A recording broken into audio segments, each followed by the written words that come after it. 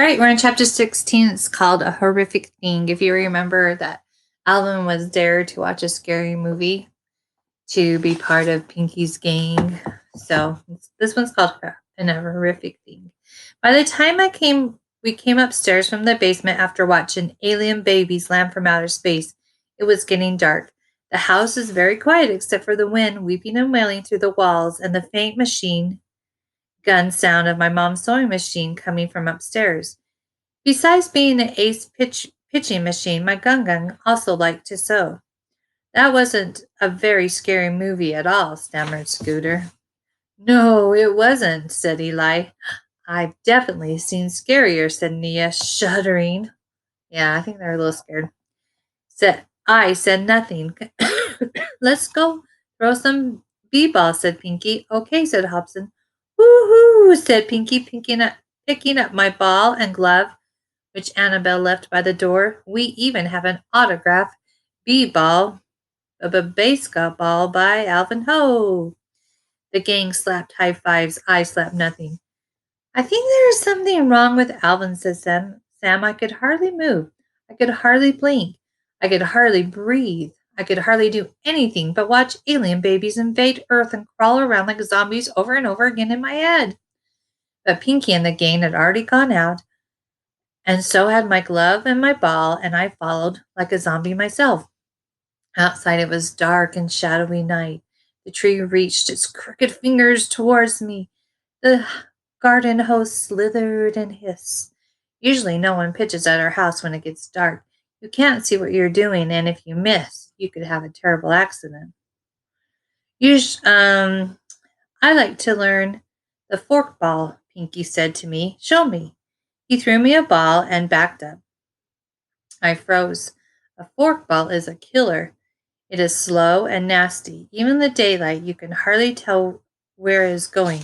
If Pinky didn't catch it, the ball could smack him right between the eyes. Come on, said Pinky.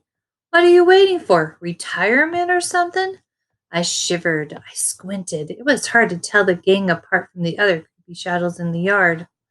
I haven't got all night, screamed Pinky. So I wound up my pitch, and I leaned back on one leg, and I fired with all my might, and there was no thud in the glove. A quick, soupy silence poured into our ears, then crack!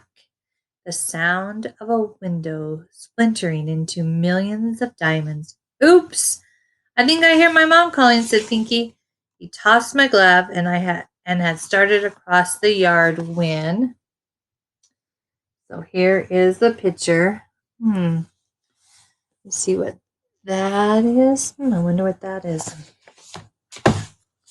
When a horrific thing came emerging from the shadows and came charging towards us. Half of it was green and the other half was black. Scales along one side and warts ran down the other. I was ready to run, but I didn't. At moments like this, it is important that you don't run. Ah! Pinky screamed. A belly button piercing scream. Ah!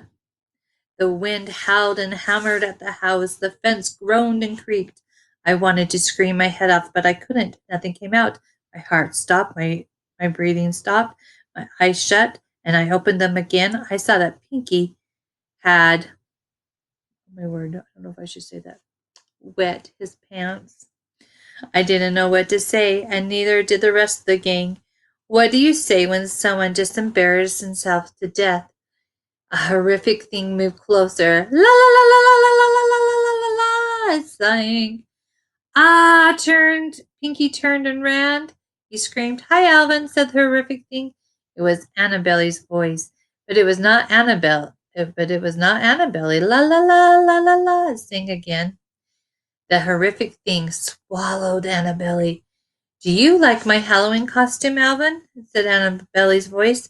Gung just finished it. The horrific thing twirled crazily one way and then the other way. It was uglier than the alien babies and scarier than the whole movie from beginning to end. What are you? I asked. Half witch, Half dragon, said Annabelle. I couldn't decide, so Gung said I could be both. Oh, I said. Then, surprise, surprise, I remembered to say something nice to Annabelle. You look terrific, I said, even though she was ugly enough to make you run. You better come in now, called my Gung from the house. He was a dark shape against the bright light in the doorway.